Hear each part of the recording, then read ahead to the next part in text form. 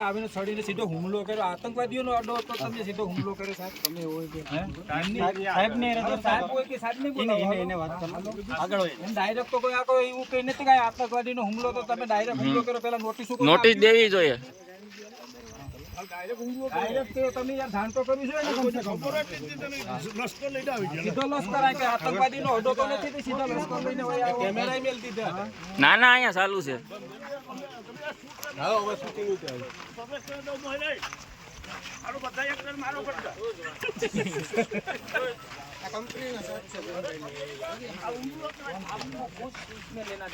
कौन थे आप भाई आर्या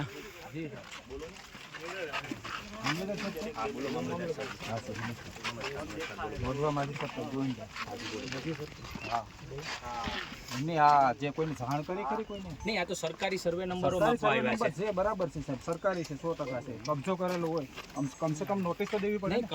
કબજો કરેલો જ્યારે એક્શન તળેની કાર્યવાહી કરવાની હોય ને ત્યારે તો નોટિસ કરવાની હોય. આ એક્શન તળેની કાર્યવાહીને કોઈને જાણ કરી એમની પ્રોટેક્શન એમની હાબર ભાઈ તું બોલી લે, તું બોલી લે હા તું બોલી લે, હા તું બોલી લે. તમે આયા પેલા 10 જણા બોલો અહીંયા. આ તો બોલતા હોય સાહેબ, એને બળતું હોય નથી બોલતા થઈ ગયું. તમે ડાયરેક્ટ આ હુમલો કર્યો, કોઈ ત્રાસવાદીનો અડ્ડો હતો.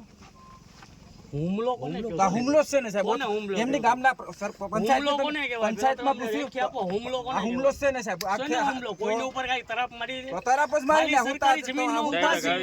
સરકારી જમીનનો મારી માપણી નથી, કરીએ છીએ. ખેડૂતની સરકારી છે, ખેડૂતને નથી લાગુ પડતી. બસ સરકાર તો સરકારની છે ને, સરકાર ઊભી છે સરકાર તો સરકાર તો કરાવે ને. તમે શું સરકાર કર્યું જમીનમાં કાઈ કર્યું અમે? ખાલી માપણી કરાવીએ છીએ. માપણી કરવા માટે તમારે નોટિસ નથી દેવાતી. તમારે કોને? ગ્રામ પંચાયતને જાણ સરકારની કરી, જમીન. ગ્રામ પંચાયતને જાણ કરી. મારી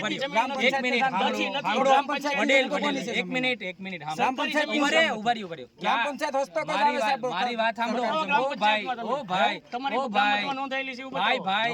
એક મિનિટ સાહેબ, તમે મને સાંભળશો? એક મિનિટ સાહેબ, ભલે સરકારી ઉભા રહ્યો, પહેલા આમ પ્રજાએ સરકાર નથી.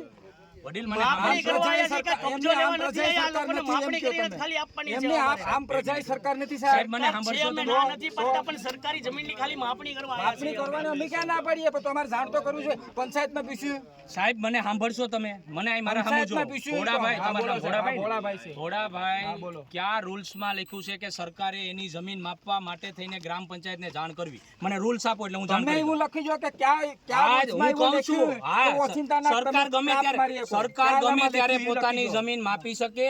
નિયમ 79 મુજબ ગમે ત્યારે સરકાર તો પોતાની જમીન માપી જ શકે ને. સરકારને ક્યાં મનાય છે? કોઈ તો કંપનીમાંથી પંચાયતનો રોલ સરકારી જમીનમાં કોઈ નથી આવતો. ગ્રામ પંચાયતનો રોલ નથી આવતો.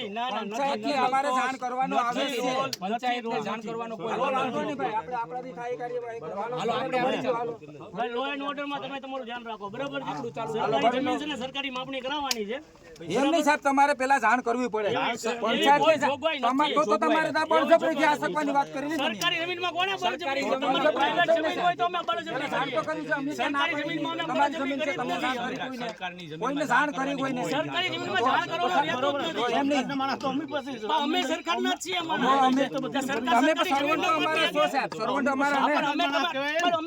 જમીન તો માપી શકીએ ને સરકારની. એમ નહીં, તમે સરકાર અમારા સર્વન્ટ. સરકારી જમીન માપવા માટે કોઈ રોકી ન શકે. અમે વાત કરો એ સરકારના ખોટી છે, માણસ છીએ.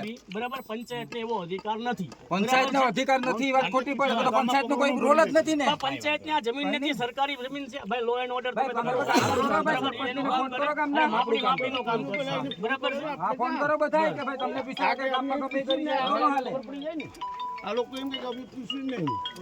પંચાયતનો તો પંચાયતનો ગામમાં રોલ જ નહીં, તો પંચાયતને ચૂંટણી કરવાનો કોઈ મતલબ જ નથી. પંચાયતનો સરકારી જમીનમાં ન હોય કાકા, સરકારી બધી હોય જમીન અલગ હોય. સાહેબ. તમને ગ્રામ તમને પંચાયતનો સમજતા એટલો તો નથી. અધિકાર છે કે ગ્રામ પંચાયતને તમારે હવે એ પૂછવું વિવાદ પડે. કરવાથી મતલબ નથી. એ વાત ન થાય. હાલો હવે આપણું ચાલુ કરો. હાલો ભાઈ. અમે તારે તમારી કાર્યવાહી કરીને આપણે તમે તારે આડા થાવ તો અમે ભલે ભરી લે બધા. ભરી હાલો.